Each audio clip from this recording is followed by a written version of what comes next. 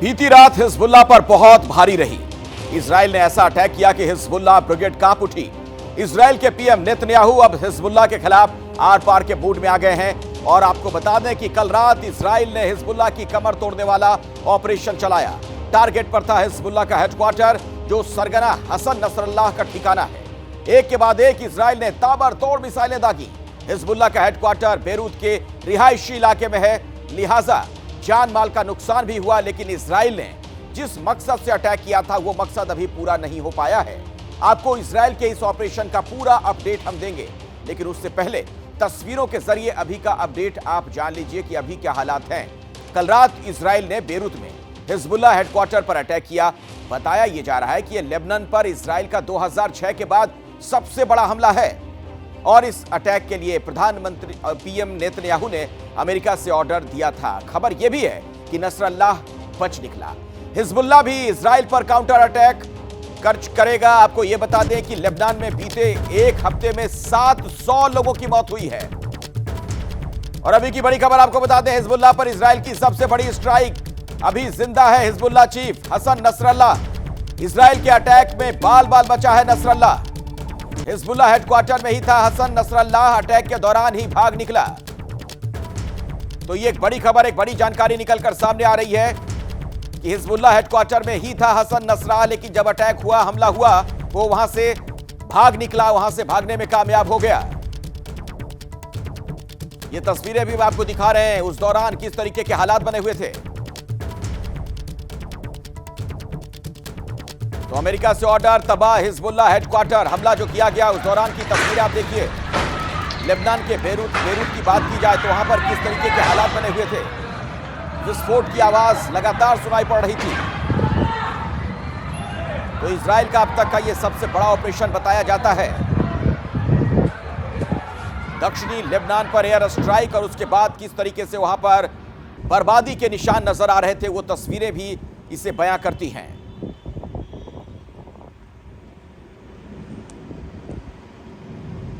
और आइए आपको तस्वीरें जरा दिखाते हैं, समझाते हैं किस तरीके की missile unit commander Mohammad Ismail भी मारा गया है। मोहम्मद इस्माइल का डेप्यूटी हुसैन अहमद भी ढेर कर दिया गया। साउथ लेबनान में एक्टिव थे ये दोनों ही कमांडर। हिजबुल्लाह के ठिकानों पर इजराइल के हमले लगातार जारी हैं और ये अब तक का बहुत बड़ा हमला बताया जाता है, जिसमें हिजबुल्लाह को बहुत नुकसान पहुंचा है। मिसाइल यूनिट का जो हेड था कमांडर मोहम्मद इस्माइल, वो भी मारा गया है। इसके अलावा उसका डेप्यूटी हुसैन अहमद भी ढेर कर दिया गया।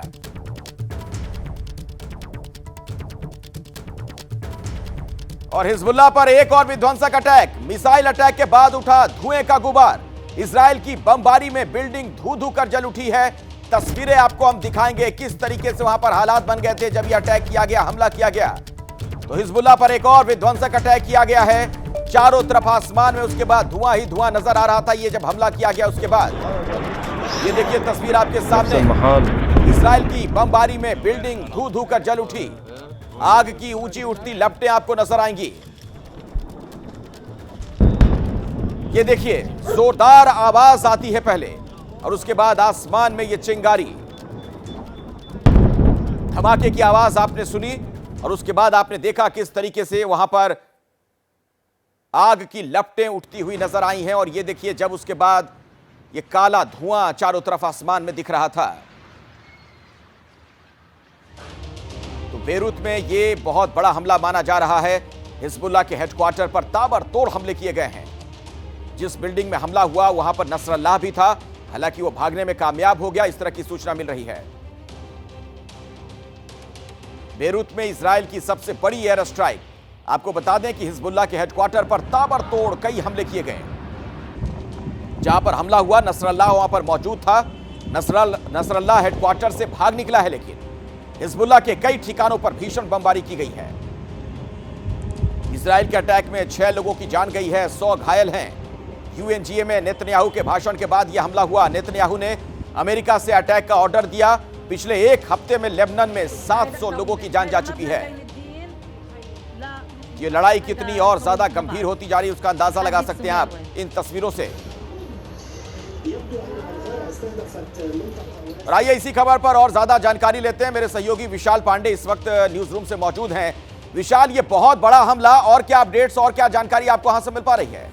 देखिए, यहाँ पर इजराइल की तरफ से अभी भी एयर स्ट्राइक लेबनान में हिजबुल्लाह के ठिकानों पर लगातार जारी है। अभी कुछ और जो हिजबुल्लाह के कमांडर थे आज सुबह, उनको भी इजराइल ने मार गिराने का दावा किया। लेकिन कल रात जो एयर स्ट्राइक हिजबुल्लाह के केंद्रीय मुख्यालय पर किया गया था, वो अब तक का सबसे बड़ा एयर स्ट्राइक इजराइल की तरफ से माना जा रहा है। हालांकि देखिए, जो खबरें आ रही हैं उनके मुताबिक ये पता चल रहा है कि हसन नसरुल्लाह बच गया, लेकिन इजराइल के एक विदेश मंत्रालय के वरिष्ठ अधिकारी से अभी जब थोड़ी देर पहले हमारी बातचीत हुई तो उन्होंने यह बताया कि अभी भी उनकी जांच जारी है कि हसन नसरुल्लाह बचा है या फिर हसन नसरुल्लाह इस हमले में मारा गया है। इसकी अभी तक पुष्टि इजराइल की तरफ से नहीं की गई है, लेकिन जो जानकारी सामने आ रही है उसके मुताबिक ये अब तक का सबसे बड़ा हमला है और इजराइल की तरफ से ये हमले अभी और भी ज्यादा जारी रहेंगे, क्योंकि इजराइल का ये कहना है कि जब तक उत्तरी इजराइल में उनके जो लोग अपने घरों को छोड़कर सुरक्षित ठिकाने पर गए हैं वो वापस नहीं आ जाते, तब तक ये हमले जारी रहेंगे। और इसके अलावा इसमें एक अपडेट ये भी है कि कल रात अमेरिका से ही फोन पर बेंजामिन नेतन्याहू ने इस ऑपरेशन की मंजूरी दी थी और अपने दौरे को बीच में ही छोड़कर नेतन्याहू इजराइल के लिए लौट गए थे, यानी अभी इसका दायरा और ज्यादा बढ़ने वाला है। हालांकि इसी बीच में ब्रिटेन ने भी अपने नागरिकों को लेबनान तुरंत छोड़ने की सलाह दी है कि जो भी अगली फ्लाइट हो उसे पकड़कर जो ब्रिटेन के नागरिक हैं वो लेबनान छोड़ दें, क्योंकि इससे इस बात का अंदाजा लगाया जा सकता है कि इजराइल और हिजबुल्लाह के बीच ये जो जंग चल रही है ये अभी और ज्यादा बढ़ सकती है। और कहीं ना कहीं चिंता इस बात की है कि पश्चिम एशिया के और देश इसमें ना कूद जाएं, इसको लेकर भी जो विश्व समुदाय है वो लगातार नजर बनाए हुआ है। ठीक है विशाल, मैं आगे भी लौटूंगा, आपसे कुछ और जानकारी भी लेंगे। दरअसल इजराइल के एक्शन पर ईरान में भी इमरजेंसी मीटिंग की सूचना हमें मिल रही है। ईरान के सुप्रीम लीडर खामनेई ने मीटिंग की है। ईरान की सिक्योरिटी काउंसिल ने अपडेट दिया है। आपको बता दें, खामनेई ने नसरल्लाह के बारे में भी जानकारी ली है। तो इजराइल के एक्शन पर ईरान में भी आपातकालीन बैठक बुलाई गई, इमरजेंसी मीटिंग की सूचना मिल रही है। और इस बीच एक और बड़ी खबर आपको बता दें, यूनाइटेड नेशंस में ईरान को नेतन्याहू की अंतिम चेतावनी। ईरान के कोने कोने तक हमारी पहुंच, यह कहा गया नेतन्याहू की तरफ से। ईरान के उपद्रवियों को छोड़ेंगे नहीं, तुम हमला करोगे तो मुंहतोड़ जवाब देंगे, यह कहा है बेंजामिन नेतन्याहू ने। तो आप देखिए हालात कितने गंभीर होते जा रहे हैं। ईरान के कोने कोने तक हमारी पहुंच, यह कहा गया नेतन्याहू की तरफ से। I have a message for the tyrants of Tehran. If you strike us, we will strike you. There is no place in Iran that the long arm of Israel cannot reach. And that's true of the entire Middle East.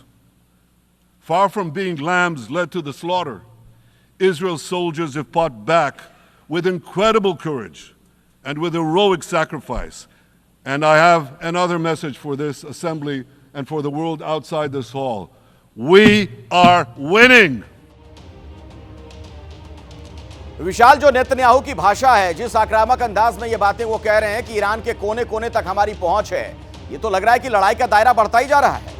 देखिए बिल्कुल, क्योंकि कुछ दिनों पहले जो Iran में एक हमला हुआ था उसमें जो हमास से जुड़े एक बड़े जो उनके नेता थे उनकी मौत हुई थी। उसके बाद से ईरान और इजराइल के बीच में तनातनी और ज़्यादा बढ़ गई थी और इजराइल बार बार यह आरोप लगाता रहा है कि चाहे वो हमास हो या हिजबुल्लाह, इन दोनों को पूरा बैकअप ईरान ही लगातार देता रहा है। और इसीलिए इजराइल के प्रधानमंत्री ने संयुक्त राष्ट्र से भी ईरान पर सीधा हमला बोला है, एक तरह से सीधी चेतावनी दी है कि उनकी पहुंच ईरान के कोने कोने तक है। और कहीं ना कहीं ईरान भी कई बार इस तरह की चेतावनी देता रहा है। इजराइल को भी चिंता इसी बात की है, खासतौर पर पश्चिम एशिया में, कहीं ईरान अगर इस लड़ाई में कूदता है तो इसका दायरा और ज्यादा बढ़ जाएगा। इसीलिए जो आसपास के तमाम देश हैं उन्होंने बीच में मध्यस्थता का भी प्रयास किया था, लेकिन अब बात मध्यस्थता से काफी आगे निकलती हुई दिखाई दे रही है। इजराइल रुकने के मूड में नहीं दिख रहा है। एक तरफ जहां गाजा पट्टी की तरफ हमास पर उसके हमले लगातार जारी हैं, तो दूसरी तरफ उत्तरी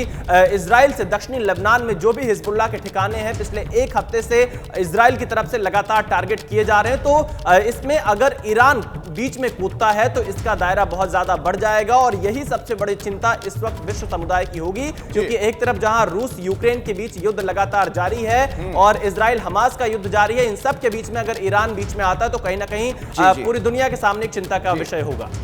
देखिए, इजराइल की भीषण स्ट्राइक पर अमेरिका ने भी अपना बयान दिया है कि आगे का रास्ता कूटनीति से निकलना चाहिए। यूनाइटेड स्टेट्स की तरफ से यह बात कही गई कि संघर्ष से समाधान नहीं हो सकता, कूटनीतिक राह मुश्किल, लेकिन यही करना होगा। अमेरिका के विदेश मंत्री एंटनी ब्लिंकन का यह बयान सामने आया है कि कूटनीति के जरिए आगे का रास्ता निकलना चाहिए। और इस बीच एक और अपडेट आपको दे दें, यूएनजीए में भाषण के दौरान नेतन्याहू का विरोध। नेतन्याहू के मंच पर पहुंचते ही विरोध शुरू हुआ। नेतन्याहू के खिलाफ कई डेलीगेट्स ने हॉल छोड़ दिया, तो उनके खिलाफ विरोध करते हुए कई डेलीगेट्स वहां से हॉल से बाहर निकल गए थे। जब उनका भाषण शुरू होने वाला था, उसके पहले ही यह विरोध वहां पर देखने को मिला। यूएनजीए में भाषण के दौरान नेतन्याहू का विरोध किया गया है। मंच पर वो पहुंचते उसके पहले ही विरोध शुरू हो गया था और कई डेलीगेट्स वहां पर देखे गए जो वहां से सभागार से निकलकर बाहर चले गए। अभी एक बड़ी खबर आ रही है मध्य प्रदेश के नीमच से। जिला अस्पताल में 20 बच्चों की तबीयत बिगड़ गई है। एंटीबायोटिक इंजेक्शन की वजह से रिएक्शन की सूचना मिल रही है। शिशु वार्ड में भर्ती बच्चों को लगा था इंजेक्शन, तो 5 बच्चों को आईसीयू में भी भर्ती करवाना पड़ा है। तो मध्य प्रदेश के नीमच से अभी की बड़ी खबर आपको बता दें, एंटीबायोटिक इंजेक्शन से रिएक्शन की खबर आ रही है और चाइल्ड वार्ड में भर्ती बच्चों को इंजेक्शन लगाया गया था। उनमें से कईयों की हालत गंभीर बताई जा रही है। अभी की बड़ी खबर आपको बता दें, संयुक्त राष्ट्र के मंच से पाकिस्तान को भारत ने करारा जवाब दिया है। पाकिस्तान के प्रधानमंत्री के कश्मीर राग पर भारत की ओर से राजनयिक भाविका मंगलानंदन ने जवाब दिया है। भारत ने कहा कि संयुक्त राष्ट्र में पाकिस्तान की ओर से जो कहा गया वो हास्यास्पद है, क्योंकि जो देश आतंकवाद के लिए दुनिया में कुख्यात है वो दुनिया के सबसे बड़े लोकतंत्र पर हमला कर रहा है। भारत ने जवाब में कहा कि पाकिस्तान पड़ोसी देशों के खिलाफ आतंकवाद को हथियार के तौर पर इस्तेमाल करता है। Regrettably witnessed a travesty this morning. A country run by the military with a global reputation for terrorism, narcotics trade, and transnational crime has had the audacity to attack the world's largest democracy. I speak about the reference to India in the speech of the Pakistani Prime Minister.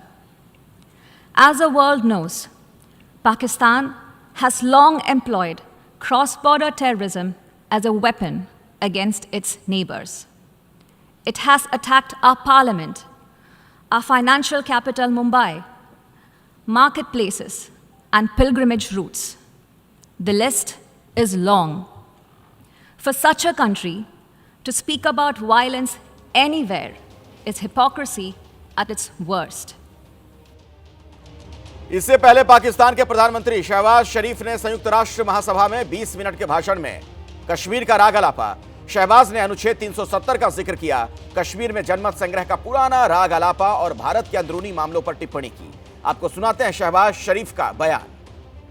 Like the people of Palestine, the people of Jammu and Kashmir too have struggled for a century for their freedom and right to self-determination. Instead of moving towards peace, India has resiled from its commitments to implement the Security Council resolutions on Jammu and Kashmir.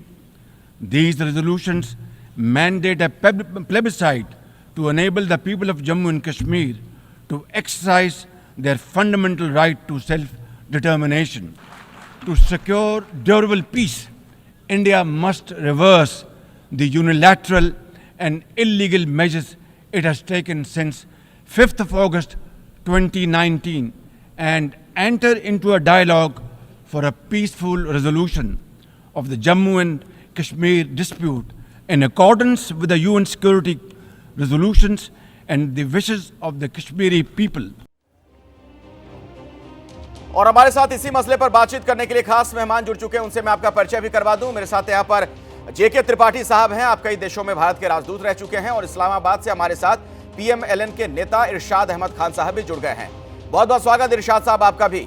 और पहला सवाल आप ही से है मेरा, क्या वजह है कि भारत को लेकर इतने चिंतित रहते हैं आप लोग, भारत की चिंता में भूले जा रहे हैं? बहुत शुक्रिया जी। मैं ये कहूंगा कि मेरे अजीम वजीर आजम मियां शहबाज शरीफ साहब ने जो कुछ ये इन्होंने कहा, क्या आप समझते हैं कि वो झूठ कहा? क्या 370 धारा आप लोगों ने नहीं हटाई? क्या कश्मीरियों के हकूक तलब करने के लिए उनको बंदी नहीं बनाया जा रहा? क्या वहाँ हिंदुस्तान के लोगों की आबादकारी नहीं की जा रही? क्या उनको जिंदा दरगोर नहीं किया जा रहा? इसमें एक बात भी अगर झूठ साबित कर दें तो हम कहेंगे कि कश्मीर आपका। सारी बातें झूठ हैं। आपके यहाँ सुन अखबार ले, आता सुन ले, होगा, सुन- आजकल तो डिजिटल पहले- जमाना है, पहले- नहीं तो कहीं ना कहीं से तो पहले- न्यूज मिल जाती होगी। आपको पता होगा कि जम्मू कश्मीर में चुनाव हो रहा है। पहले इरशाद मेरी साहब। बात सुन लीजिए। दूसरी बात यह है कि अगर इरशाद मेरी साहब, एक जम्मू कश्मीर में चुनाव हो रहा है, जमहूरियत फल फूल रही है बहुत ये हमें तरीके से, मालूम ढंग है, से। जो आप ये सुन लीजिए, हाँ, बोलिए। जो वहाँ इलेक्शन हो रहा है, जो वहाँ इलेक्शन हो रहा है, क्या वो आजाद इलेक्शन हो रहा है? बिल्कुल क्या आजाद इलेक्शन उनको है। हकूक दिए जा रहे हैं कि वो अपने वोट हक के रायदही का सही तरीके से इस्तेमाल करें? क्या उनको आज क्या आपकी आर्मी रेंजर लाखों के हिसाब से उनके सरों पे मुसल्लत नहीं है? अगर ये झूठ है तो मैं कहता हूँ कश्मीर आपका। अगर इसमें एक बात भी सच है तो कश्मीर कश्मीर ही होगा। नहीं, हमने कभी कश्मीर भी तो हमारा कश्मीर है में ही, आपसे- उसमें आपको कहने की आवश्यकता नहीं है। और सारी बातें जितनी आपने बोली वो झूठ ही है। आज जिस तरीके से वहां पर चुनाव हो रहा है, या भारत में भी जो चुनाव हुआ लोकसभा का, उसकी तारीफ अमेरिका के राष्ट्रपति तक कर चुके हैं। हालिया उनका अगर बयान आपने देखा हो और सुना हो, ठीक है, मैं आता हूं जेके त्रिपाठी यही साहब। कहूंगा कि ये जो जब मैं छटपटाहट है बात वाली पाकिस्तान बात के अंदर, बलूचिस्तान में हम लोग देख रहे हैं किस तरीके का गुस्सा है लोगों के अंदर, पाक ऑक्युपाइड कश्मीर में किस तरीके का गुस्सा है पाकिस्तान के हुक्मरानों को लेकर, वो देख रहे हैं। उसकी चिंता पाकिस्तान नहीं कर रहा है। जो खुद आतंकवाद की फैक्ट्री है उसे भारत की चिंता हो रही है बहुत। इरशाद अहमद साहब, सलाम वालेकुम। लेकिन वालेकुम अस्सलाम। मैं ये उम्मीद करूंगा कि आप जब मैं बोल रहा हूं तो बीच में न टोका टोकी करें, जो कि मैं उम्मीद रखूंगा कि आप सच बोलेंगे यार, क्योंकि यूनाइटेड नेशन के मामलात हैं, जी। उसमें सच बोलेंगे तो बहुत अच्छा जी लगेगा। जी और बिल्कुल आपसे सच भी यही बोलूंगा। उम्मीद है कि आप भी सच बोलिए। हाँ, बिल्कुल त्रिपाठी सच साहब। बोलूंगा। हाँ। सच देखिए, बोलूंगा इंशाल्लाह। आपके शहबाज शरीफ ने कहा कि यूनाइटेड नेशंस की बात नहीं मान रहा है इंडिया, कश्मीर में प्लेबिसाइट नहीं करा रहा है, रायशुमारी नहीं करा रहा है। आप अगर यूनाइटेड नेशंस सिक्योरिटी काउंसिल का रिजोल्यूशन नंबर 47 पढ़ें 1948 का, तो उसमें 3 कदम बताए गए हैं।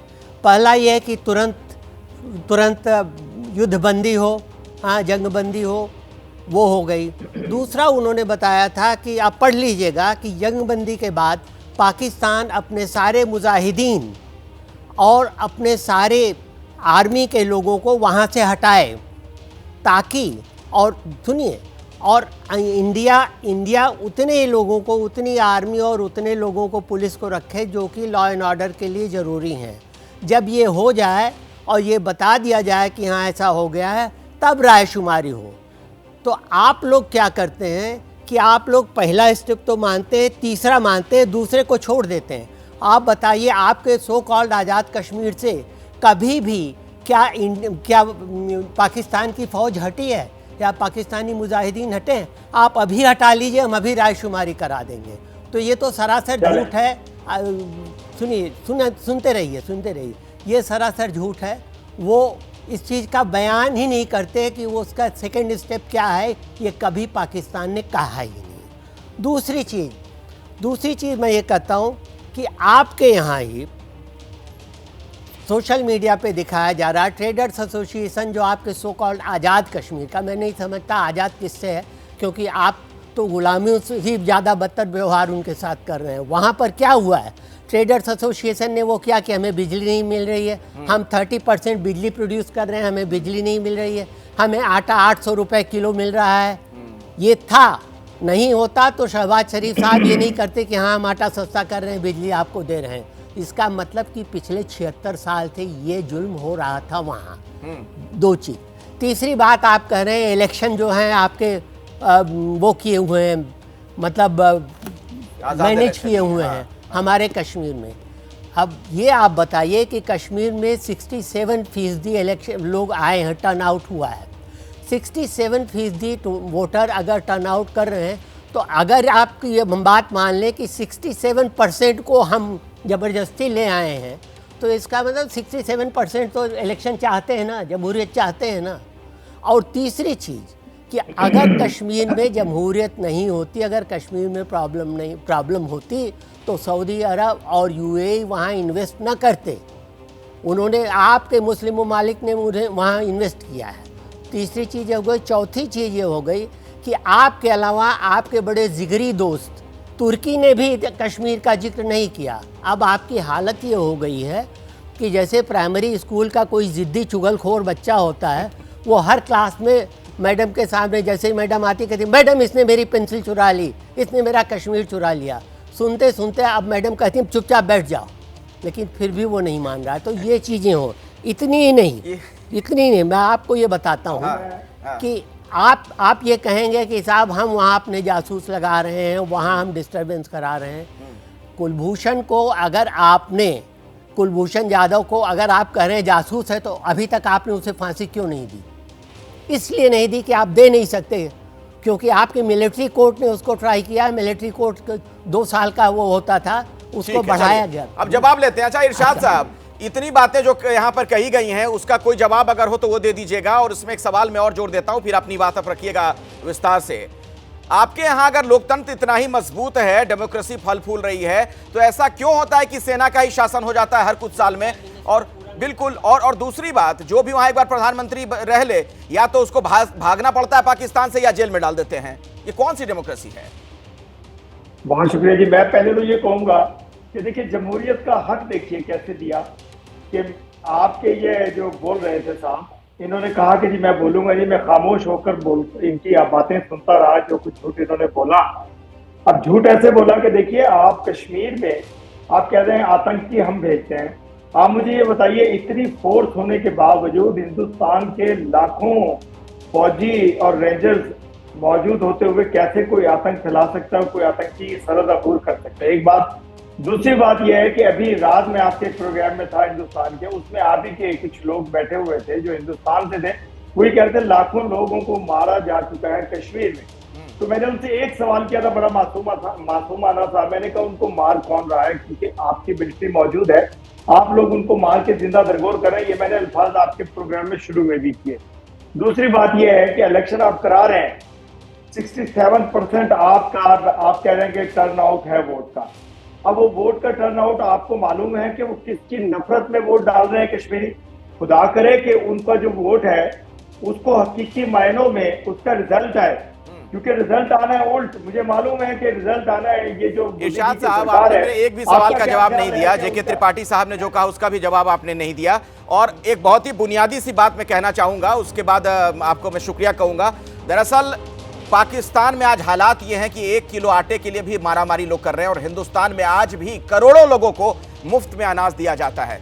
ये देख लीजिए दोनों देशों के बीच का अंतर। शुक्रिया हमारे साथ जुड़ने के लिए आपका। संयुक्त राष्ट्र के मंच का इस्तेमाल पाकिस्तान के प्रधानमंत्री शहबाज शरीफ ने भारत के खिलाफ जहर उगलने के लिए किया। शहबाज शरीफ ने दुनिया को यह झूठ भी बताया कि हिंदुस्तान में इस्लामोफोबिया का भाव फैलाया जा रहा है। बीजेपी के प्रवक्ता शहनवाज हुसैन ने एबीपी न्यूज से बातचीत में पाकिस्तान को करारा जवाब दिया। उन्होंने कहा कि हिंदुस्तान में मुसलमान सबसे ज्यादा सुरक्षित हैं, पाकिस्तान भारत के मुसलमानों की चिंता ना करे।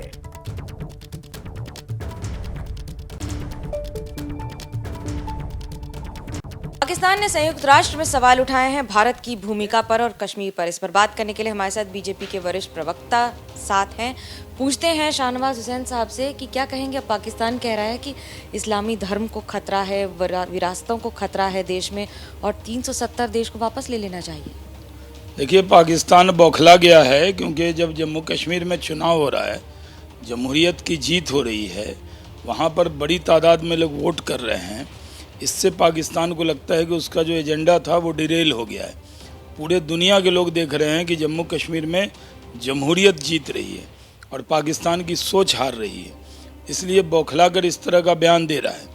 जहाँ तक कि भारत के इस्लामिक विरासत का सवाल है, जो उसने उठाने का काम किया, शहबाज शरीफ को मालूम होना चाहिए कि पाकिस्तान से ज़्यादा मुस्लिम यहाँ हैं, पाकिस्तान से ज़्यादा मस्जिद यहाँ है, पाकिस्तान से ज़्यादा मदरसे यहाँ हैं, पाकिस्तान से ज़्यादा मुसलमान खुशहाल यहाँ हैं।